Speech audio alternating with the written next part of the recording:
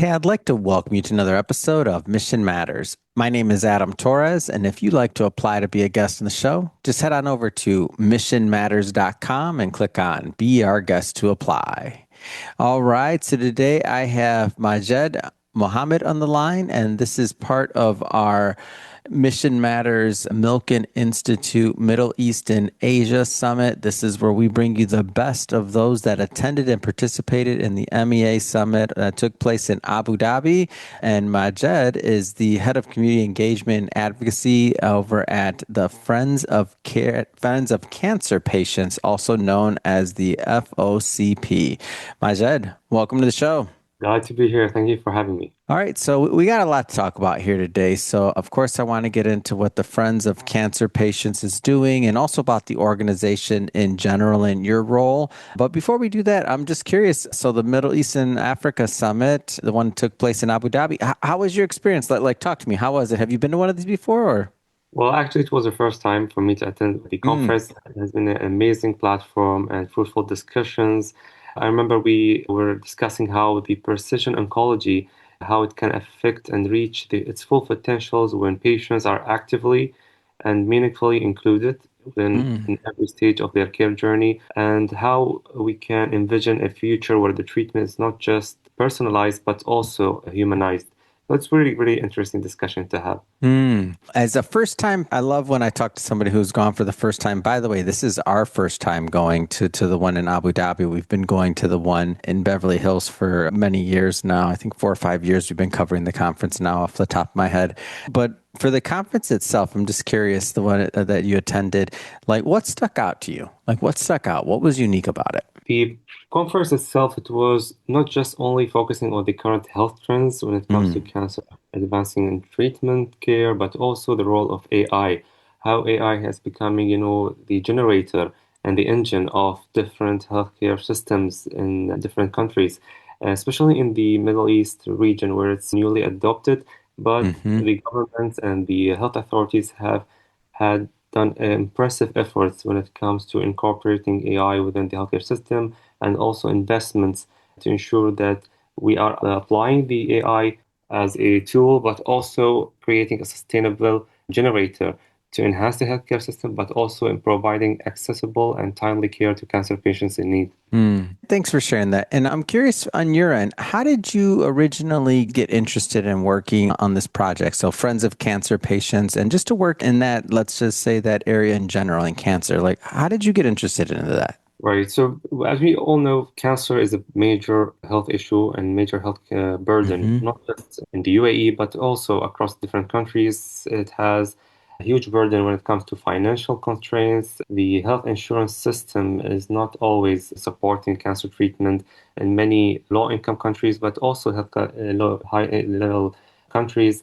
So the challenges are there, and the governments are taking proactive steps, but yet the challenges when it comes to the social aspects and the acceptance of disease, hesitancy, and many other factors is really feeding the community perception and acceptance to get themselves screened and also getting timely access. So this is basically something that we face every day when it comes to disseminating health information and also addressing all the misconceptions that are out there. Let's take a step back for a moment. Can you talk about the Friends of Cancer Patients, just the organization in general, and maybe just a little bit about its history? Right. So Friends of Cancer Patient is a UAE-based nonprofit organization founded in 1999 under the patronage of Her Highness Sheikha Jawahar bint Mohammed Al Qasimi, the wife of the ruler of the Emirate of Sharjah. And we work to build a sustainable and holistic system for cancer patients that are focused on three interconnected pillars. First is the advocacy, second is cancer awareness, and third is the direct moral and financial support to cancer patients across the country. Hmm. When you talk about those three pillars, can you go a little bit further? Like, which one of these has maybe some of the most impact on patients' lives? Like, or how do they complement each other? Can you maybe go a little bit further into that? Right. So, from my experience, the most immediate impact on patient lives comes on the moral and the financial support, Hmm. especially at the point of the diagnosis or when the treatment is just about to begin. This is usually a very sensitive moment because patients and their families are dealing with fear, uncertainty, practical concerns all at once. So, having the timely support at this stage can really make a difference between starting the treatment on time or facing any delays. Also, across different health systems, we're speaking about, high income countries, many patients do have the health insurance, but unfortunately, the coverage levels are depending on their employment categories. For example, some low-income workers may be covered under the basic insurance plans that Hmm. focuses on essential healthcare.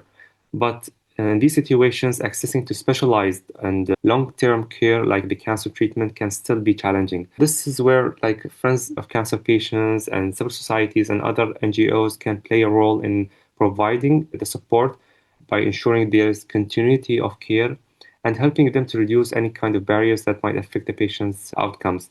But at the same time, the direct support alone is not enough because we believe that cancer awareness can also play a critical role in helping people to better understand the disease, to reduce the fear around the screening itself, and also encouraging them to seek medical care and healthcare support at an earlier stages.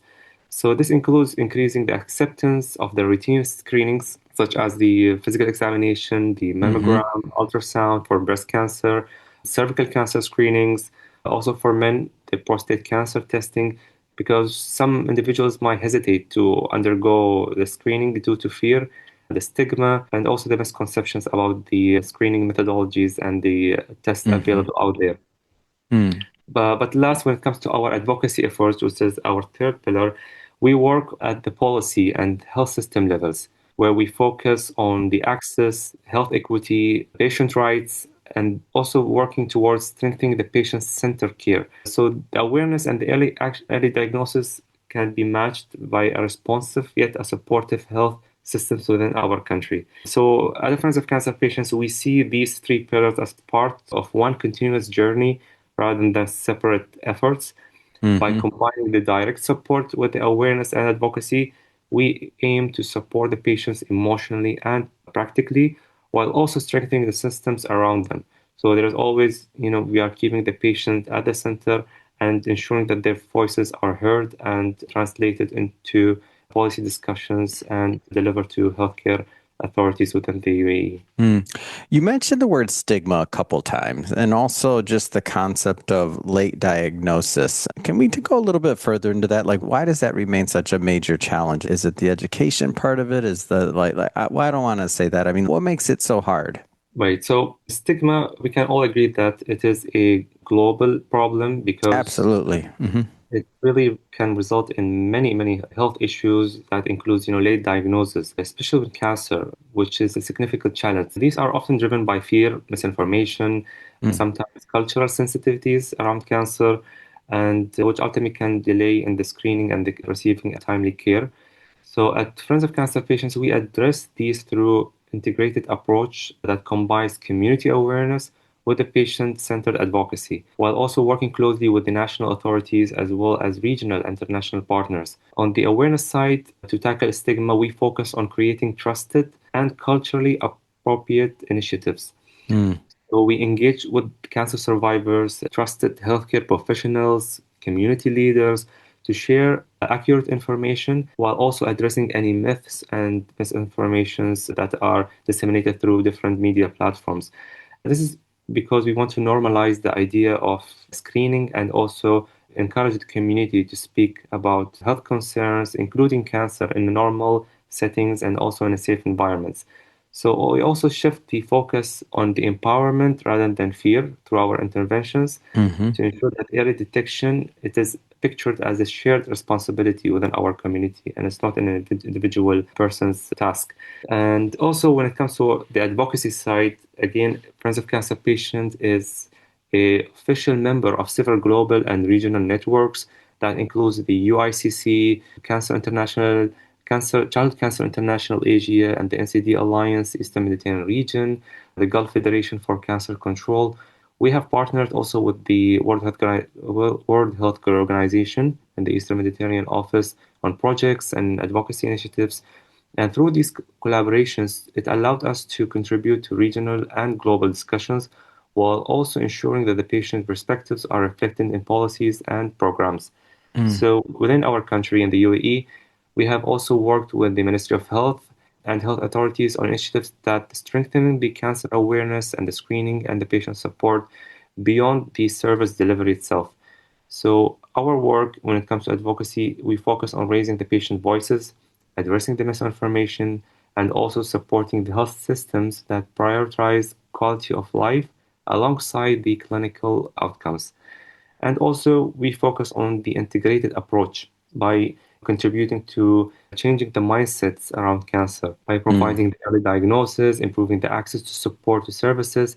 And this has supported to ensure we have a sustainable progress and ensure that the patients and their families are not just only getting the treatment, but also heard and supported throughout the cancer journey. Yeah, that's wonderful, Majed. And I love to hear stories like this and happy to bring this to my audience. Well, it's been great having you on the show today and learning more about the FOCP, Friends of Cancer Patients. If people are listening or watching this and if they want to learn more about the organization and the nonprofit, how do they do that? Right. So we can encourage the audience to check our work and connect with us through our website, www.focpuae.ae, where we announce our initiatives. And also, I would like to conclude with our discussions today. It's very important for us to continue to invest in people and build effective partnerships and focus on the patient's voices. And only then we can, ensure that the patient get the support that they need, but also their voices are considered when we are building effective healthcare systems and community-led initiatives. That's wonderful.